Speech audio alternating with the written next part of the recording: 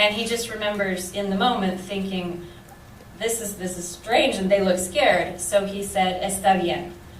He has limited Spanish now, but he knows how to tell them it's okay.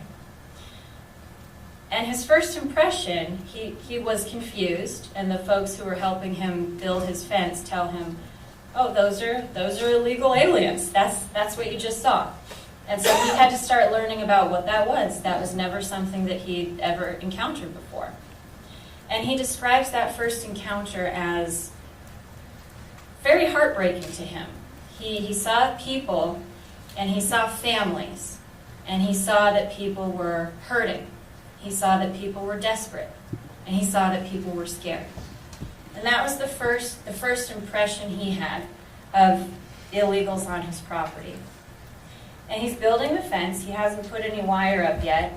He learns that it's likely there will be more such people who are coming across his property. And he thinks, well, I mean, that's not great, but what can I do about it? And so he purchases some smooth wire for the fence. The top strands on the fence are barbed wire. The bottom wire is smooth wire. Because he knows if people are going to be coming through, he at least doesn't want anybody to get hurt. Over the years, and again, it's many years he's on this property, over the years he sees some more things start to transpire. He doesn't see people close up very frequently. He sees people from a distance, if he sees people at all. He sees people who are family groups.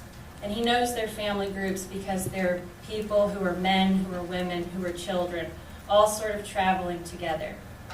In the early days, everybody's wearing ordinary clothing. So no different from the clothing you might see if you just walk around outside today.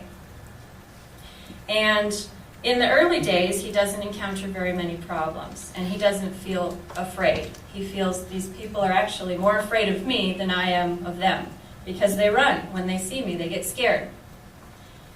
He starts to pick up on as he goes out, and he goes out every day on his ranch. He's a cattle rancher. He's out there every day. He sees trails. He sees tracks. He sees different signs throughout the day, every day, of people coming through his property. He sees what he describes as campsites, meaning a place where people stay for longer, perhaps past the night. In these areas, he finds water bottles, he finds clothing, he finds discarded food items, all sorts of things just to tell him, even though I didn't see people, I know people were here because here's signs of people being here. And he learns over the years where these sites are. And over the years, as he's out on his property, if he happens to have a water bottle with him, he'll leave a water bottle at one of those sites because he doesn't want anything bad to happen to anybody on his property.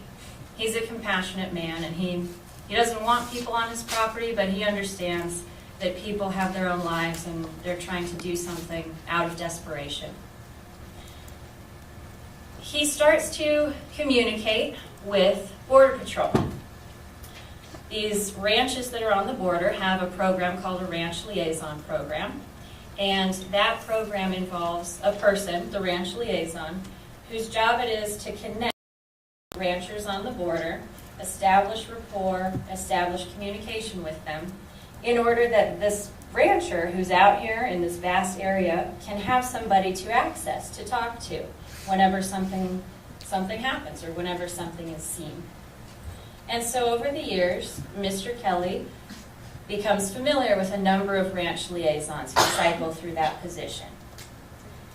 He reports things to the ranch liaison that he sees.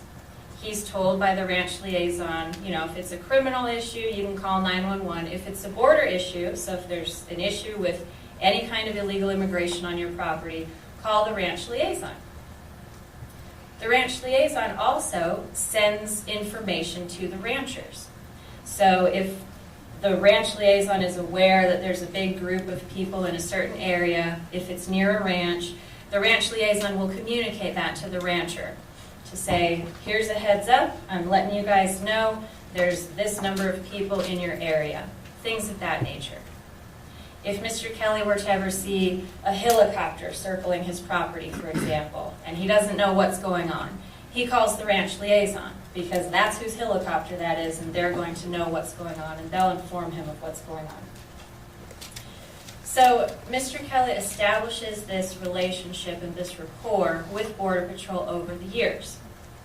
He learns over the years that the response time to his property is not necessarily very fast. So if he calls somebody, he might not get somebody out there for 15 minutes or something like that. And by that time, whoever was there is gone. Whatever he saw is no longer there. That's just the nature of reality on the ground for Mr. Kelly out there. This is all pretty fine and dandy for many, many years. And then things start to change. Mr. Kelly starts to see different things. He's not seeing as many family groups anymore. Mr. Kelly starts to see individuals carrying backpacks. Men, always men, carrying backpacks and going along the fence lines. He knows that these are individuals engaged in illegal activity because when they see him, they run away. Still, people run away from him. And then things change. And things change in a very dangerous and a very frightening way for Mr. Kelly and for his wife. Mr. Kelly starts to see larger groups, and he starts to see larger groups of all men carrying large backpacks. At first, he doesn't see any weapons, but he's seeing a difference. These aren't the same family groups that he saw when he first started living on this property. This is something else. He talks to the ranch liaison, they communicate with him. He learns that there's drugs in this area. There's human trafficking in this area. There are other things going on besides family groups coming through here. The ranch liaison communicate with Mr. Kelly eventually, and they never used to say this before, but they start to say, there's a group in your area, be careful. Don't try to stay, if while there's this group in this area, don't go out. They communicate different messages like that. It used to be you run into a group of people, it's no problem. People might be scared, they might be afraid that you'll report them or something, but this is different. Something has changed. Now there's more fear coming from Mr. Kelly and from his wife. He doesn't know anymore who he's going to run into when he's out on his property. And eventually, over the years, he has a couple encounters where he starts to see weapons. He sees, again, these groups of men carrying backpacks, and this time he'll see a rifle, maybe 2 rifles. Things start to get much more dangerous. This isn't what it used to be. On at least one occasion, somebody takes a shot at Mr. Kelly. Mr. Kelly gets fired at least one occasion. On that particular occasion, Mr. Kelly didn't have a rifle with him. He had his pistol with him, which he carried with him a lot, but he didn't have a rifle. And the person who fired the shot was so far away, his pistol would be ineffective. So Mr. Kelly dropped down into the grass, and he waited, and he hoped. He hoped that nothing further was going to happen. And he stayed there for about 15 minutes before he was able to gather himself and come in. Over the years, he's reported a number of incidents to law enforcement involving either seeing people or hearing shots, being approached by people, those sorts of things. Over the years, he's made a number of reports. And typically, the report gets investigated, law enforcement comes, they take Mr. Kelly's statement, they can't find anyone because it took too long for them to get out there, people are gone anyway, and nothing happens other than he's able to report it. But because of this heightened level of danger and this heightened level of risk, Mr. Kelly starts to feel unsafe on his property. And he knows when he goes out, he needs to be armed to protect himself. He also chooses to be armed as a deterrent. He hopes that if people see him, and if they see that he's carrying a rifle, they will leave him alone. And then nothing has to happen. No encounters have to take place. Mr. Kelly does not wish for a violent encounter. This is some of the background coming from Mr. Kelly and his wife. You'll hear them talk about these types of things and what's going on their property. You're also going to hear from a number of different Border Patrol agents who have experience out in that property and in that general area, and who know the area. Border Patrol knows what's going on out there. They know which types of people are out there and what they're doing. And this is an area, Mr. Kelly's ranch is about 1.5 miles north, as the crow flies, from the border wall. And you're going to hear something called the end of the wall. You're going to hear that described by witnesses in this case. 1.5 miles south of Mr. Kelly's property is the international border between the United States and Mexico. And there's a wall out there, and then it ends.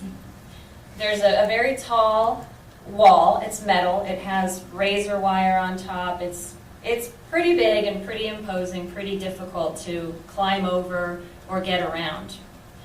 And then it just stops. That wall just stops. And after that, there's a little barbed wire fence, and there's what are called Normandy barriers, which are sort of metal crisscross things that will stop a vehicle, but they won't stop people.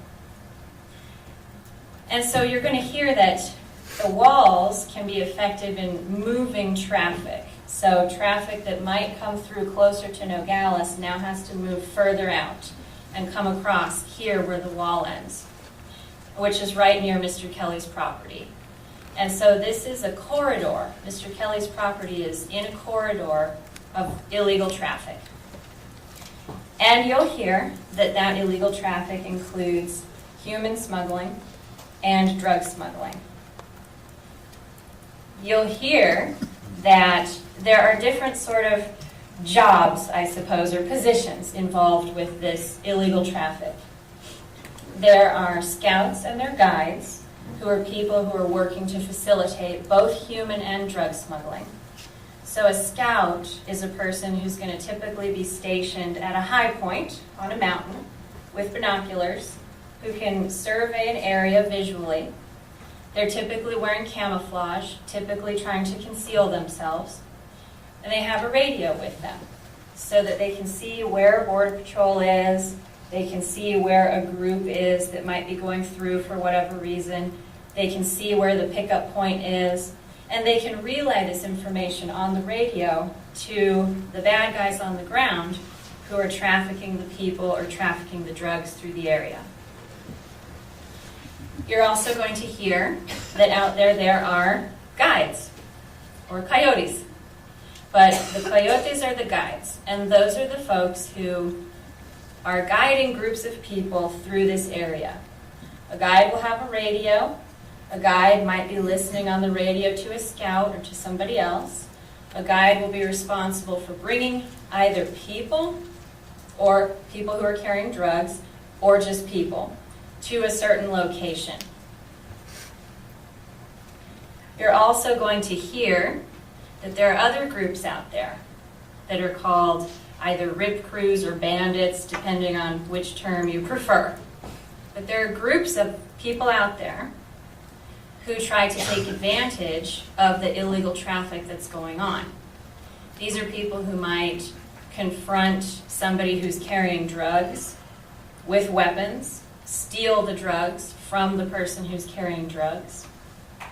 These are people who might confront these migrant groups and rob them, because this type of crime doesn't really get reported. If somebody's a migrant and they're in here, they're very vulnerable. If the bad guys go and rob them, it's not frequent that that's reported.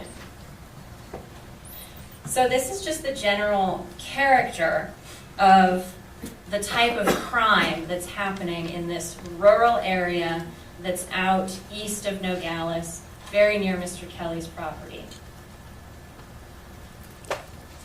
You're going to hear that this traffic is controlled. This is not haphazard criminal activity. This is organized criminal activity. And there's a hierarchy of organization involved in these trafficking enterprises.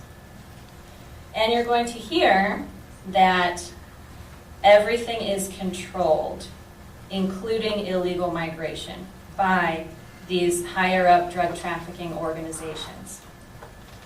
You're going to hear that nothing goes through there. No drugs, no people, no nothing, no asylum seekers, no nothing, unless there's some sort of knowledge or approval from these organizations who control this territory. As such, you're going to hear that sometimes these organizations will retaliate against a guide, let's say, for various reasons. Perhaps this guide lost a load of drugs that he was supposed to deliver. Perhaps this guide stole a load of drugs that he was supposed to deliver. Perhaps this guide talked to the wrong person, gave information to the wrong person. Perhaps this guide smuggled a little bit extra without permission. Smuggling extra without permission is not allowed either. This is all happening in the area of Mr. Kelly's ranch. This ranch is isolated, it's secluded. There are Border Patrol cameras that are out there looking at the National Forest and looking at some of the properties out there. These cameras are not regularly pointed on Mr. Kelly's property. And the smugglers who use this area, they know how to avoid the cameras, they know how to go under the radar. Smugglers in that area are largely successful at what they do. Smugglers in that area are not keen to have a lot of extra police presence in that area. They've got a good operation going through there. They don't want people coming in there and messing that up for them. Mr. Kelly's property is a good corridor because it's right there north of where the wall ends, which is where people are coming through. And it's also right on the way to a road called Duquesne Road, which goes east to west out there. And that's a good pickup location. People who move drugs and people drop things off into a vehicle takes them somewhere else. Duquesne Road is known for a lot of that sort of traffic.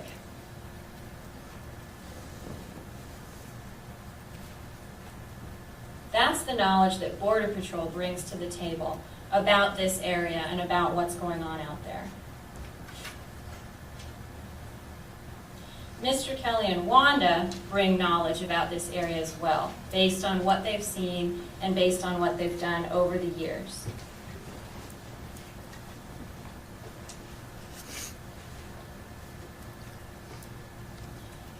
We mentioned too that Mr. Kelly and Wanda both feel less safe over time as they're on this property, as they're receiving this information, and as they're looking at more evidence. And on those campsites that I mentioned where they're finding water bottles, they're finding clothing, they're finding things like that, they're noticing differences in clothing too. They're noticing that there's a lot more camouflage that they're seeing now that they didn't used to see. They're noticing that these water bottles that people are carrying are painted black. So a plastic water bottle that's painted black to avoid reflecting off of anything, to further avoid detection. And they find carpet shoes all over their property on a pretty regular basis.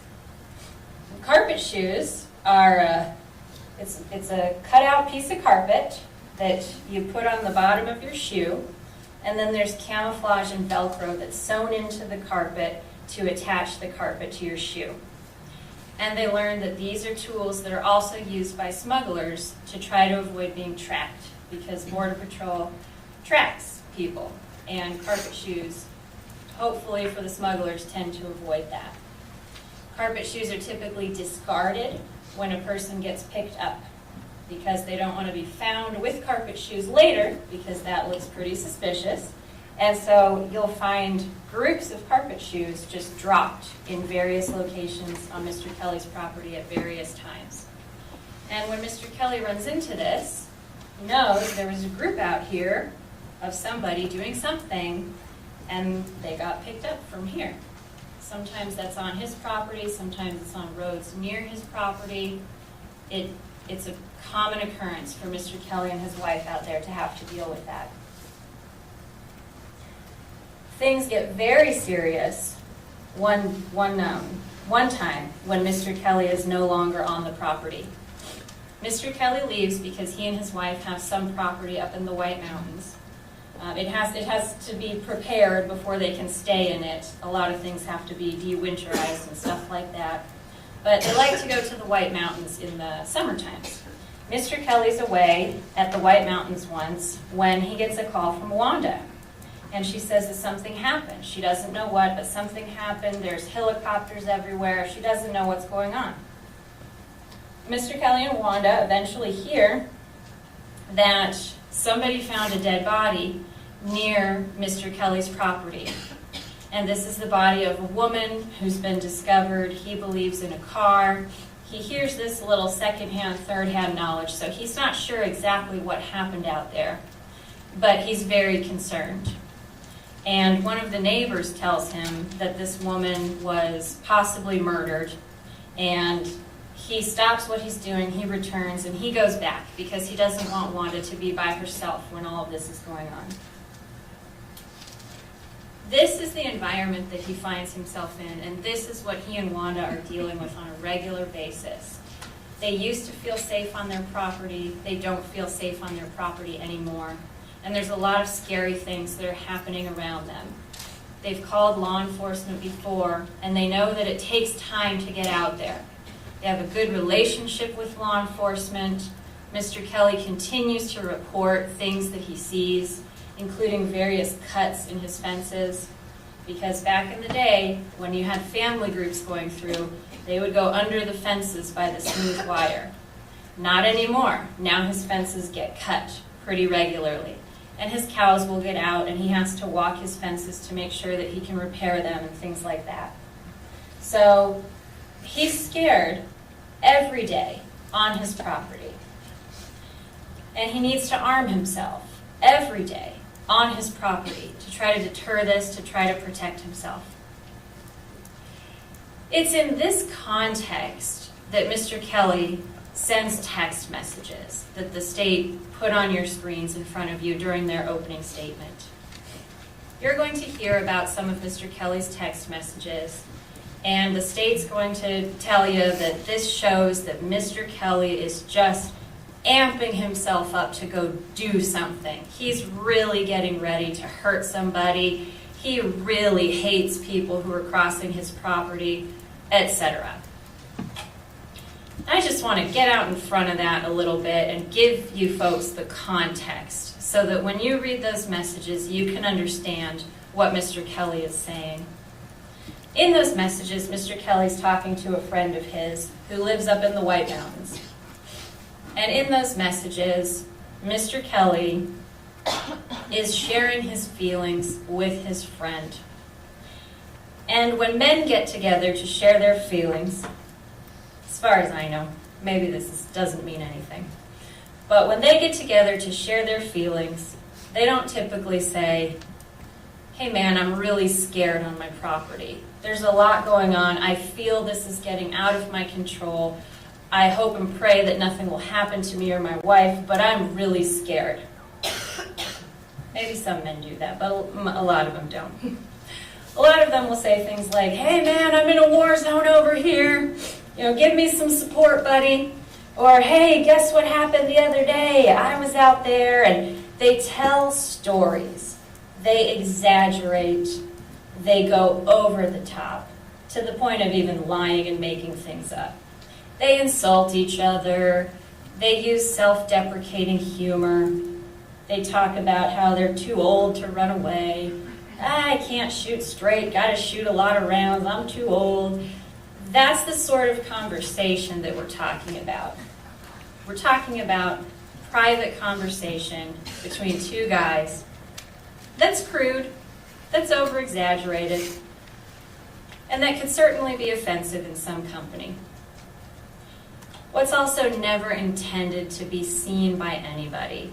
This is intended to be private. This is intended to be just a couple of guys who know each other, who have known each other for a very long time, who are trying to blow off steam because of the impossible situation that Mr. Kelly finds himself in.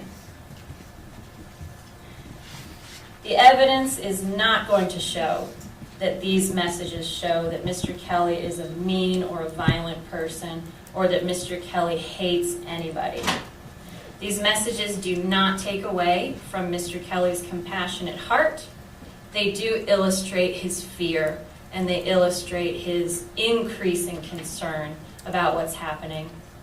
They illustrate his knowledge that he might be encountered with something dangerous. They illustrate his fear of being discovered unarmed on his property. And they illustrate his fear of possibly being confronted by armed people on his property, as he has been in the past. And then, on January 30th of 2023, Mr. Kelly is confronted with this threat. January 30th starts out a day like any other day on Mr. Kelly's ranch. He goes outside, he does his chores, he's got his animals, he's checking on them. And then he goes inside to eat lunch. It's a late lunch, it's around 2 o'clock, something like that. His wife Wanda is in the house and she's playing with the cat when this happens. And Mr. Kelly's making his sandwich, and he looks up and he sees something out of the windows in front of him. From where he's standing, and the state showed you that picture where they showed here's where the body was, here's the view that he got. Mr. Kelly's not standing on his patio when he looks up. He's standing inside his house and looking out windows. That view that the state showed you in that picture, that's impossible to see from where Mr. Kelly's standing inside of his house. You go outside on the patio, it's extremely difficult to see. Inside in the house, absolutely impossible. There's no way Mr. Kelly saw anything out there at that distance from inside his house. But he does see something from inside his house. He sees at least 5 people carrying large backpacks and carrying rifles. And they're going across his property. Window on the left, window on the right. He sees them going from left to right. He says, Wanda, be quiet. Call Jeremy Morcell. Call the ranch liaison, because he sees these people. That's the person who responds. That's the fastest person who responds to help. Wanda gets her phone. She calls the number. Mr. Kelly feels threatened when he sees these people walking across his property like this with those weapons. Mr. Kelly gets the ranch liaison on the phone. He tells the ranch liaison about what he's seeing. And then he hears a shot. He hears a shot fired. A single shot. He thinks it's the sound of a rifle shot. This happens so fast, but this single shot that he hears changes everything in his mind. He knows that something is happening outside, something violent, something dangerous. That single shot might not be the last shot fired. That might be the first of many shots that he hears. All of this processes through his mind in less than a second. Just hearing that single shot, suddenly everything is different. Suddenly, this might go very badly. Wanda's with him. She didn't hear the shot. Wanda wears hearing aids, and those were fading. And she doesn't hear noises that are happening outside like that, even when they're working to the best of their abilities. But Mr. Kelly heard that shot, and he knew that he and his wife were in danger. Time in a moment like that is really suspended, and people start acting. There's not a lot of logical thought process. There's action. Some people freeze, some people act. And Mr. Kelly acted. He took action in order to protect himself and to protect his wife. Again, he tells Wanda, call Agent Morcell. Wanda calls Agent Morcell. Mr. Kelly quickly says, I might be being shot at. I might be returning fire. I'm returning fire. Goes out.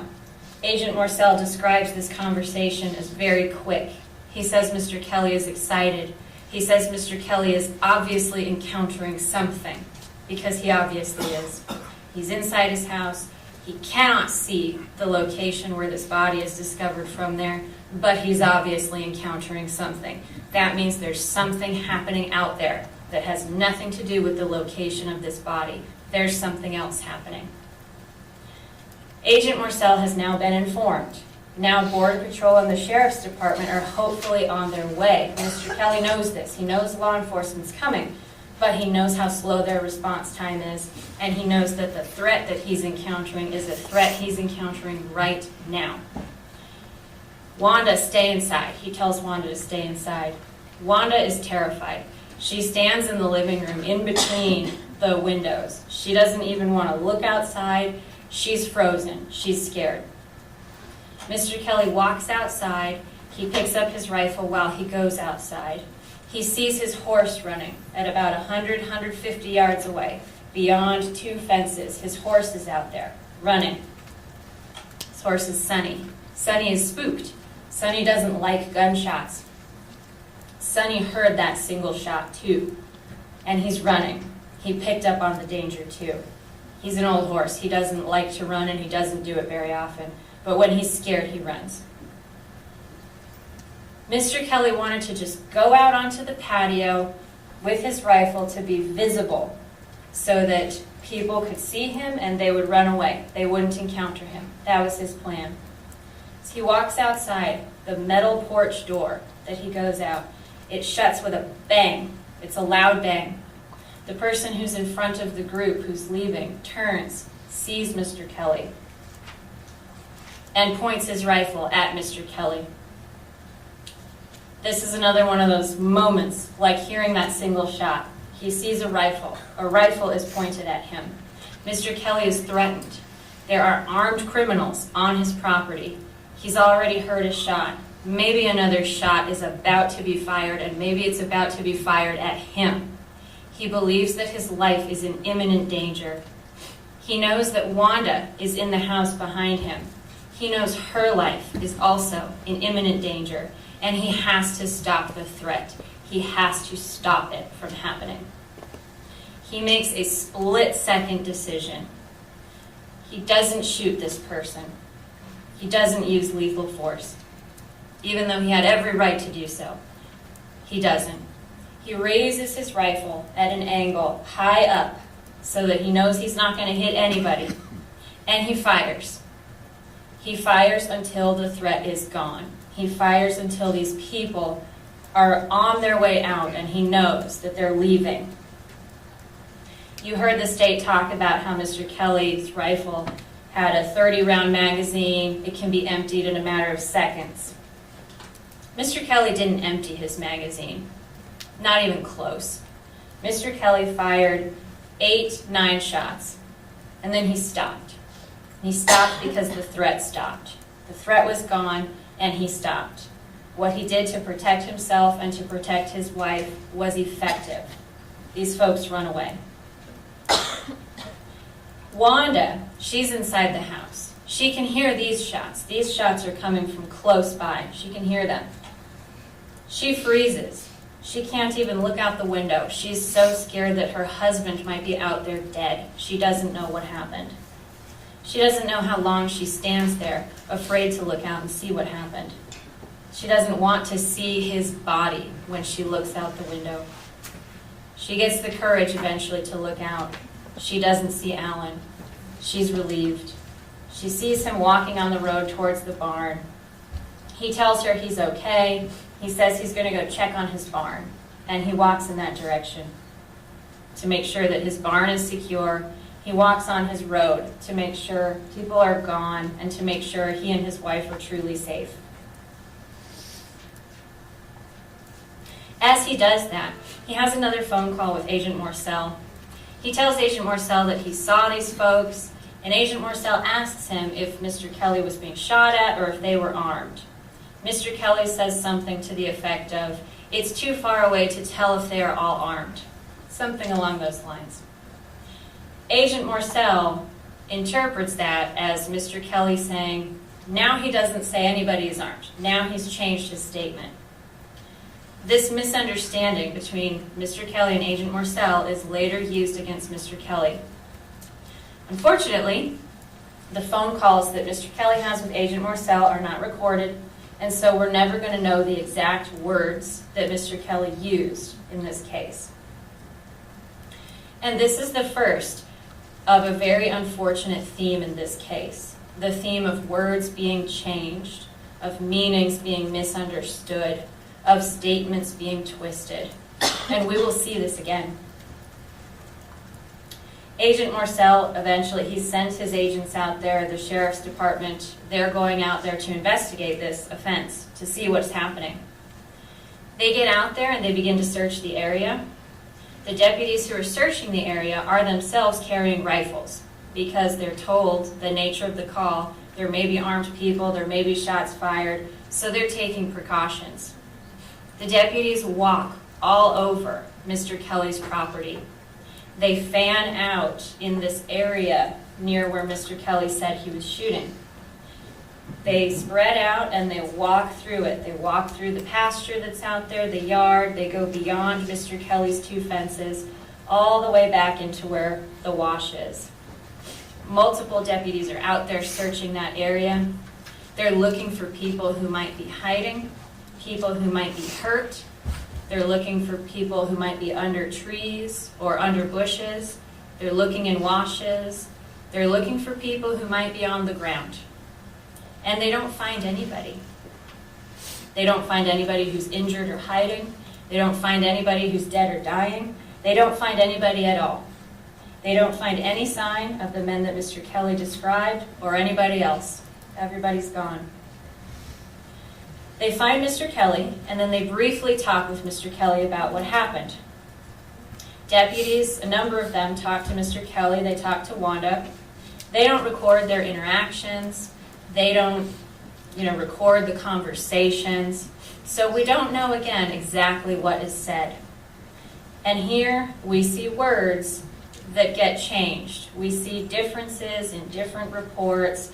It's very unclear what was actually said, and because nothing was recorded, we don't know what was actually said. Nobody at this point did a thorough interview with Mr. Kelly or his wife. This was brief. They were generally searching for people. They didn't find any people, and when they figured we didn't find any people, there's really not much for us to do here. We'll document the incident and we'll go home. So nobody ever sat down with either Mr. Kelly or Wanda and said, talk me through this. Let's take this one step at a time. Let's go through this slowly. While you talk, I'll ask you some clarifying questions if I have them. If I hear something that's I think is wrong, I'm going to tell you, and you can tell me if I misunderstand that.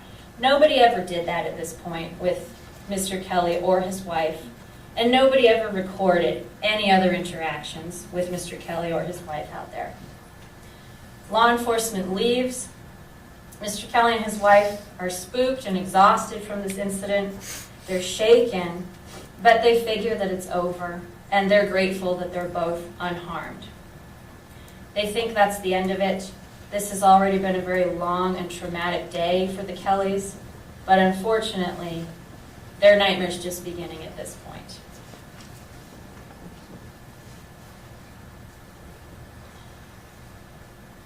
Later that evening, they think this is all over. Everything's over and done with. Later that evening, Mr. Kelly goes outside to check on his horse. He always brings Sonny, the horse, into the closer pastures in the evening, and this is part of his routine. He's checking on Sonny again because Sonny was very spooked during this incident, and he wants to make sure again that his horse, Sonny, is okay. Mr. Kelly's dogs, he's got 2 dogs, they go out with him. They go everywhere with him. 2 dogs are always with Mr. Kelly when he's out on his property. He goes outside and he's getting his horse taken care of and squared away for the night, and then he notices that his dogs are looking at something. His dogs are circling around something in the grass, and this is about 115 yards away from his house. This is outside of two separate fences. If you go outside of the house onto the patio, there's a fence, there's a pasture, there's another fence. We're beyond the second fence, very far away from Mr. Kelly's house.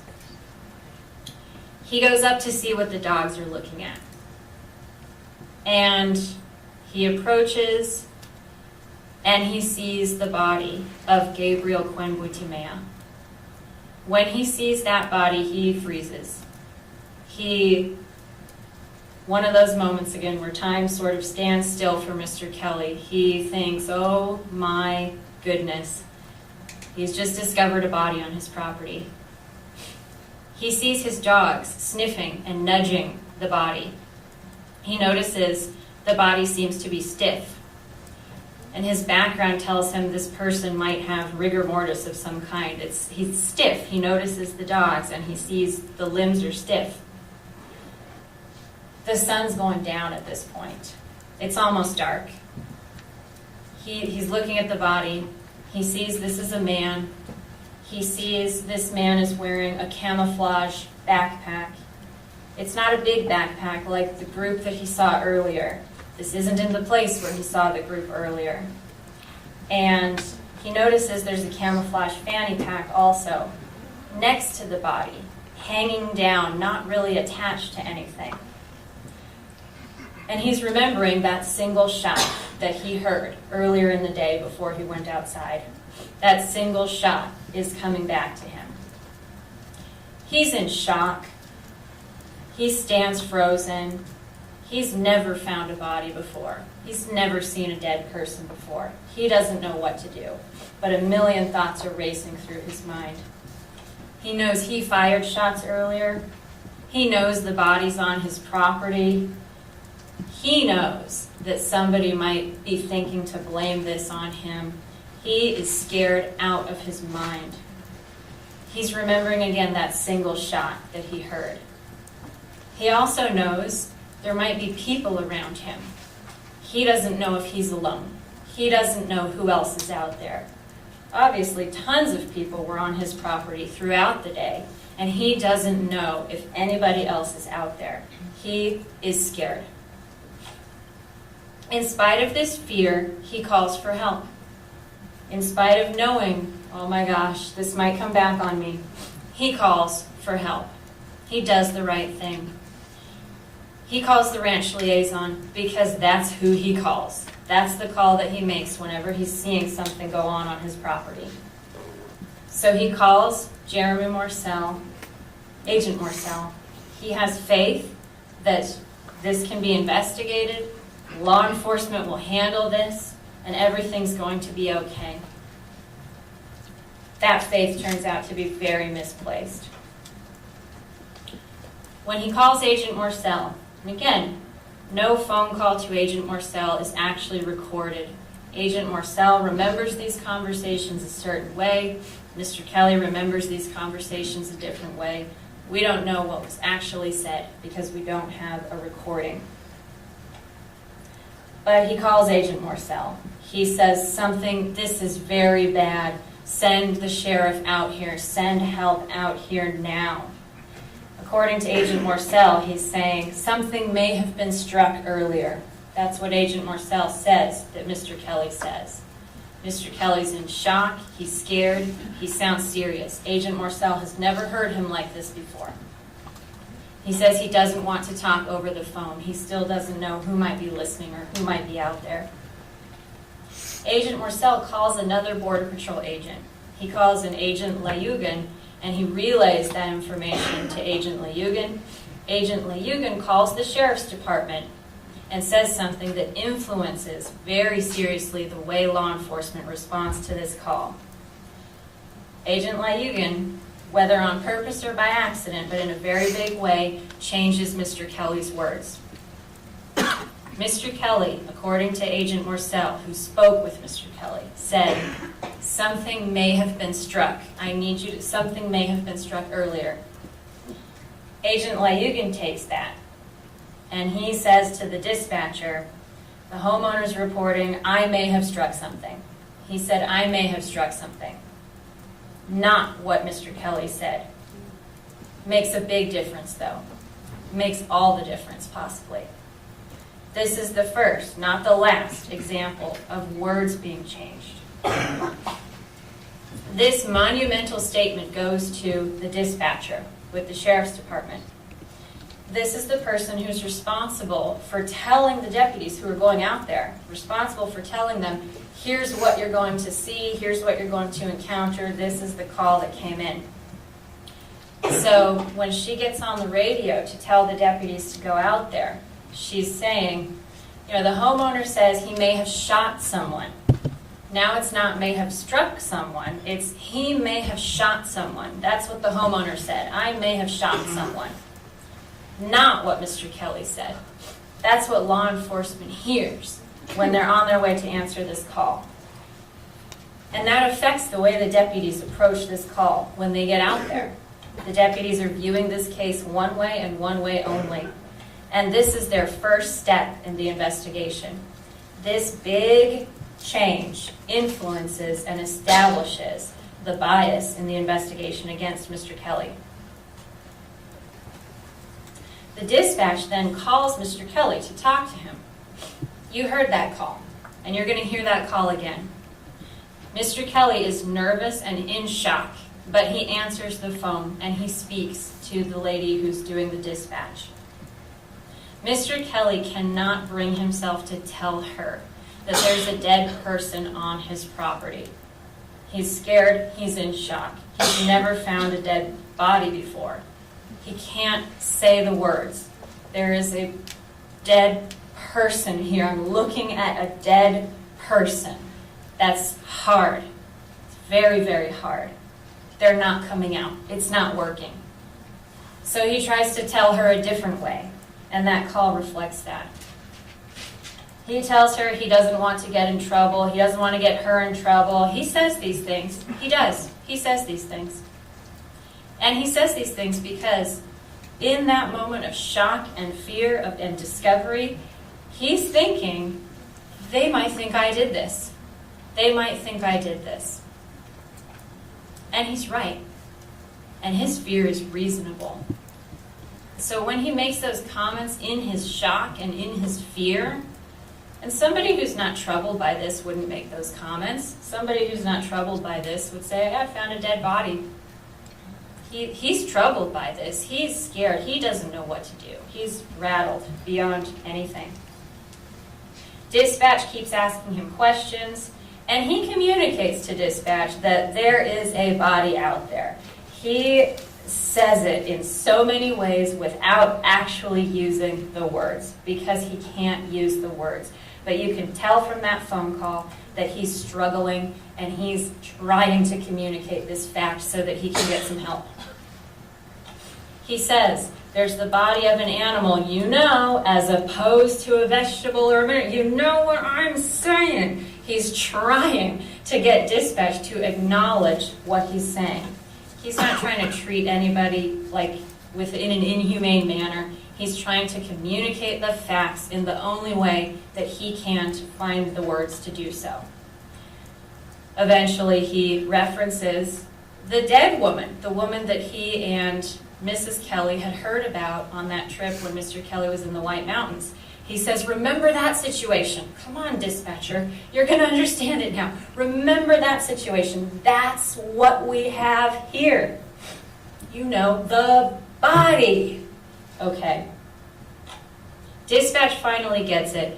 And he doesn't want to use this word either because he's still outside. He still doesn't know who might be around him or who might be listening.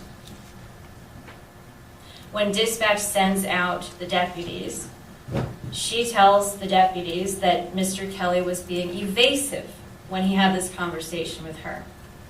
So that's another example of bias in this characterization of Mr. Kelly's words as being evasive. She could have used a different word. She could have said, he sounds scared. He sounds like he's in shock. He sounds like he's afraid to speak to me directly. He sounds hesitant to use certain words. She chose the word evasive, and she spread that characterization to the deputies who were responding to the scene. So now the deputies think, we're going to go talk to this guy who's being evasive and who says he admitted he might have shot someone. Not at all the way Mr. Kelly reported this, but that's what the deputies are thinking when they go out there. When the deputies arrive, Mr. Kelly takes them to where the body is. And you'll note he has a conversation with Deputy Lopez, who's the first one out there on the scene who talks to him. And once law enforcement is there, Mr. Kelly says, there's a person, there's a body, there's a person, he is over there. He uses that language now that he knows there's somebody else who's there on the scene. The deputies that get there can see that there's a single gunshot wound, a single shot going through the side of the body and coming out through the chest. All right, sorry to interrupt No you, worries. but we do need to take an afternoon break. So we'll take the break now, take about a 15-minute break. I know some of you wanted to see the jury commissioner, Juan Pablo Guzman, maybe related to work and what you have to submit. So I'm seeing if he can come up now and talk to you during this break, and if not, we'll put them together with you first thing next week. All right, we'll take a 15-minute recess. We'll come back at about 3 o'clock. We'll continue with the opening statement. Rise, get forward.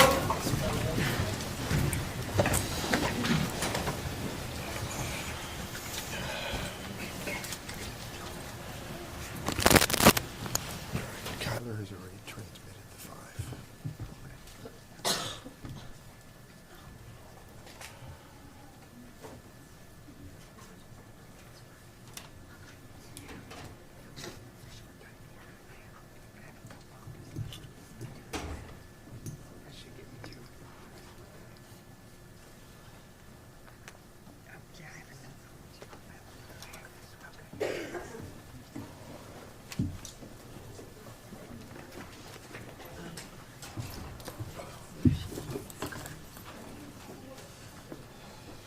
Are you going to download this stuff right now? I can. I better. Let me just hit the bathroom real quick. Thinking about something else. I'll hit the bathroom. I'll be right. You're just going to stay here. I'll leave this stuff. Okay. Thinking about how I'm gonna follow this story. How am I gonna solve this puzzle and make everything fit? Right. Because I was just reading your order instructions and it said that like you're not allowed to individuals may not transmit over the internet while inside of a courtroom. So in other words, you cannot file my story on In here. Yeah, you have to go out. But I guess you can just go right out. I was thinking the hall. I don't know where that one woman is. Yeah, I'm gonna ask. Ask her. I'm bad with names. I feel weird doing it.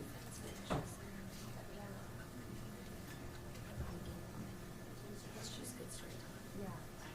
I'm not sure what. I'm gonna hold. No, I know, but yeah, I'm always getting asked by the lawyers, to be honest. I get their arguments.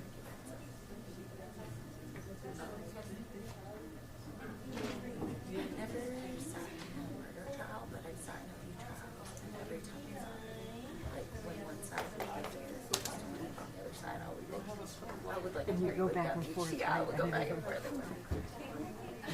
I used to shoot one. I went to one trial. I covered one trial though, and the defense lawyer was so bad. I was like, it was horrible. I'm like, it's like you didn't even know what to talk about. I know. Yeah. Although it kind of seemed like the guy was really good. He didn't have much to work with, but still, the guy wasn't even trying. You know, come on, try it.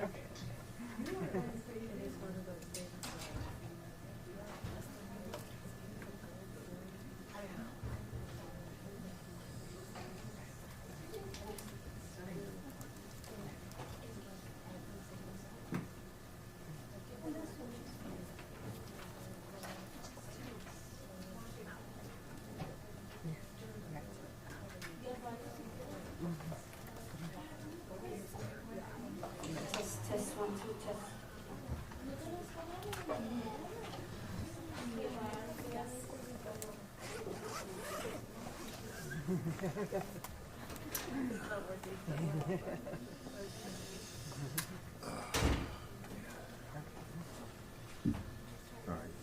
have another 2 seconds to conduct.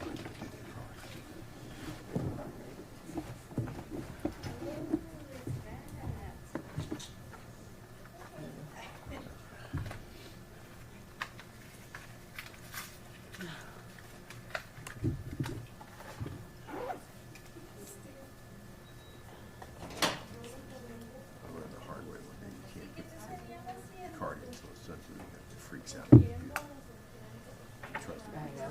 I think you try to Read it. you try to boot from the card.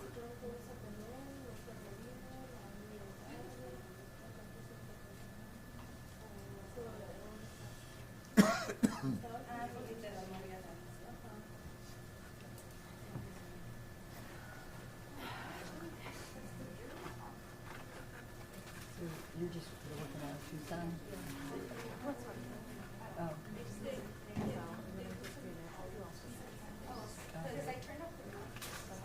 I think there's another girl from your station that the local stuff. She had like a box. But then she ended up, she was able to just do it. We actually did that.